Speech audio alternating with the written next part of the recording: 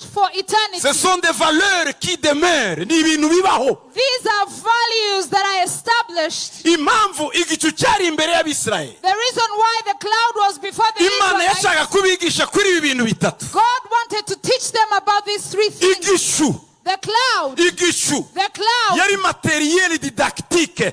Yari cyari ikintu kiboneka Abisirayeli bigiraho kumenya Imana bikabaremera kwizera mu buzima bwabo. The cloud was a tangible substance for the Israelites to know and learn how to walk with God in their lives. Donc igishu. The cloud. Ntibabonaga Imana. They did not see Ariko God, babonaga igisiluete ikintu kigenda. but they saw the silhouette of the Icyo cloud. cyakomeje kibaremera icyizere. And the cloud gave them hope. Isirayeli yagumanye kwizera. Israel kept hope. Kubera icyo gicu. Because Kwizera. they kept faith because of the cloud. Bizeye imbaraga ziri mu gicu. They believed in the power of the Igicu cloud. cyari igishigikira kwizera kwawe. And the cloud was a pillar that supported their faith. Kwizera uragukeneye. You need faith. Ariko ukeneye ibishigikira kwizera kwawe. You need anchors of your faith. Niyo mpamvu dutanga ubuhamya hano imbere. That's why we testify here. Niyo mpamvu abantu bavuga ibyo Imana yabakoreye. That's why people share their testimony. Ni igicu kituremera It kwizera. is a faith that anchors our faith. Uhita umenya ko ibyo Imana yakoreye uriya nawe You izabigukorera. understand that what God has done for the people, He will do it for you. Imana niyo iduha kwizera. God gives us faith. Kwizera kwatumye. Faith by faith. Kwizera kwatumye. By faith. Kwizera kwatumye. By faith. Uko kwizera kuvuka mu Mana. And the faith is birthed in Uko God. kwizera gukomoka mu The Mana. faith comes from Ariko God. hari ibihamya bituma umuntu akugira. But there are pillars, witnesses of faith. Hari ibitangaza bituma ugira There kwizera. are miracles that bring faith to Wari you. urwaye urakira. You were sick, now you're Zaguhaye healed. kwizera. It gave you faith for Wari faith. wabuze minerivare urayibona. You had no school fees. Zaguhaye You got it. kwizera. He gave you faith. Ijuru n'isi bikiriho.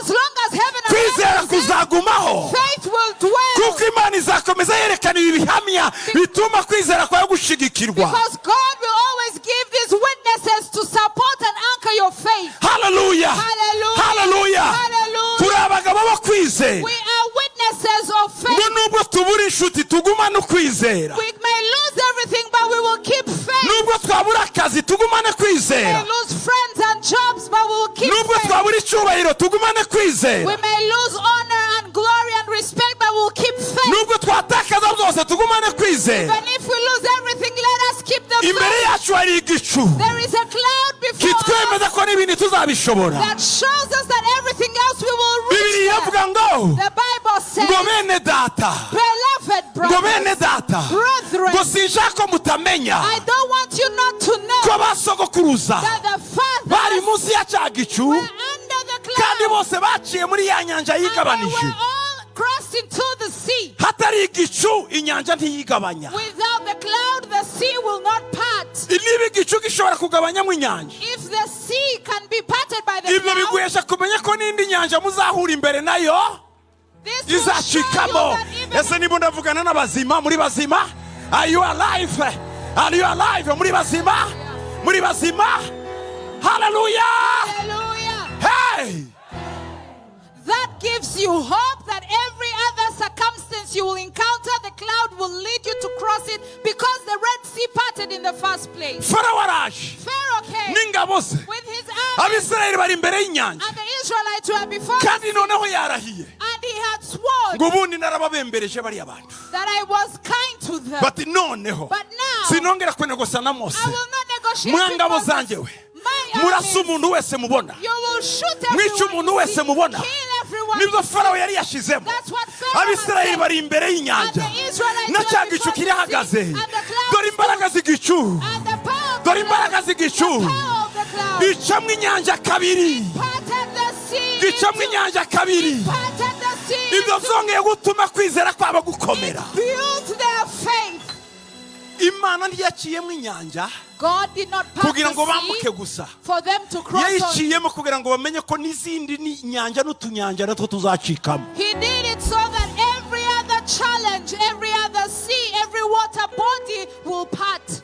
Inyanja n'utunyanja Every other water body, natwo it will tuzacikamo. be parted in two. Kiriya gitangaza Imana yagukoreye si cyo gitangaje cyane, ni ikiguhesha kwizera ko n'ibindi zabikora.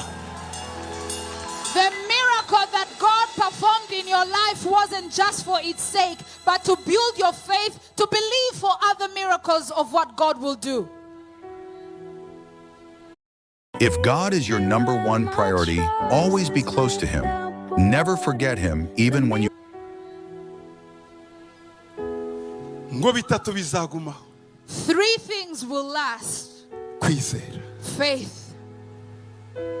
Kwizera kugira les moyens, means zigusutena. Faith has means that support you. Kwizera kugira inkingi. Faith has pillars. Inkingi yo kwizera ni igicu cy'Imana. And the pillar of faith is the cloud of Inkingi yo God. kwizera ni ubuhamya bukomoka ku The Mana. pillar of faith is the testimony from what he has done in your Dawudi life. yaravuze ngo David ngo said nabaye umwana that I was a child ndakura and I grew up. invisible uruyenzi And today I have gray hair. sinigeze mbona I have never sinigeze seen. mbona I have never umwana seen w'umukiranutsi a child of a aburara righteous beg for bread. cyangwa ngo umwana we Or their child asabiriza umugati. beg for bread. And ubwo buhamya that cyari testimony, igicu cyayoboye Dawudi ubuzima bwe it bwose. was the cloud that led David his whole life. Hallelujah. Hallelujah.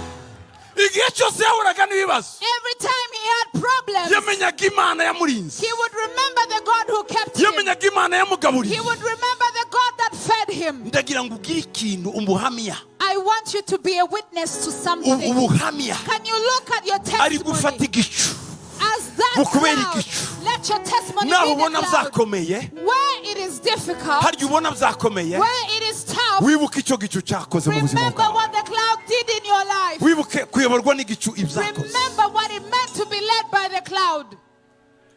Yesu ashimwe cyane, Praise Jesus. Yesu ashimwe cyane. Praise Jesus. Woo! Woo! Hallelujah. Igicu The cloud cyari umwigisha wo kwizera. was a teacher of faith.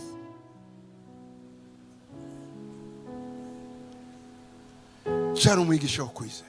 It was a teacher of faith. Cyicara It would stand still bakicara, and they would stand still. cyagenda It would move bakagenda. and they would Kubera move iki? with it. Why? Bari bakizeye Because they trusted in the cloud. ngo cyahagarara, When it stood still, ngo waba umunsi, if it was a day, byaba amezi, if it was months, ngo byaba umwaka, if it was a year, ngo nabo bakagendera kuri ritime y'igicu. they would follow the pace of the cloud.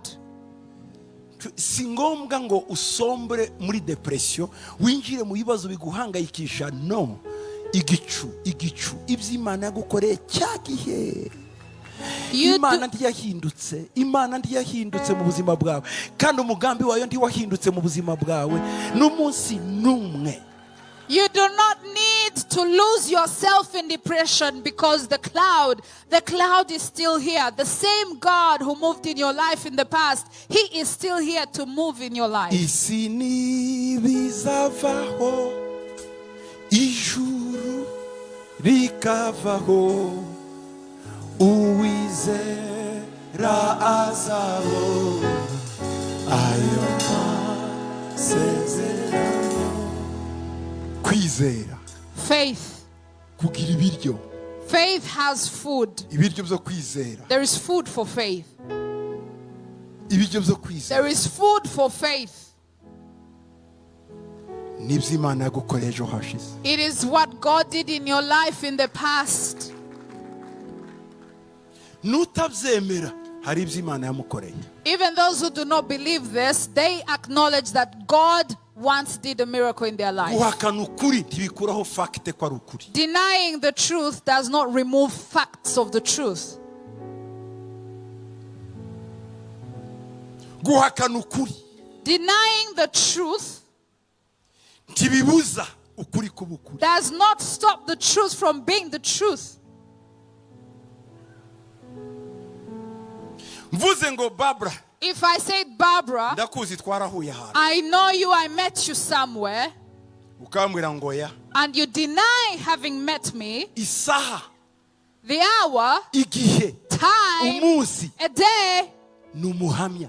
They are witnesses of Ko that twahuye. encounter. Of that encounter. urabihakanye You could deny ariko it, dukoze rewinding tugasubiza amateka inyuma but if we rewind to the hour of the day tukagaruka mu bihe and go back in the past, isaha mwabonaniye the hour we met, naho mwabonaniye and the place we n'umunsi met, mwabonaniye and the day we met, n'indamutso mwahaye and the greetings we shared, iragaragara it is proof that we encountered each other.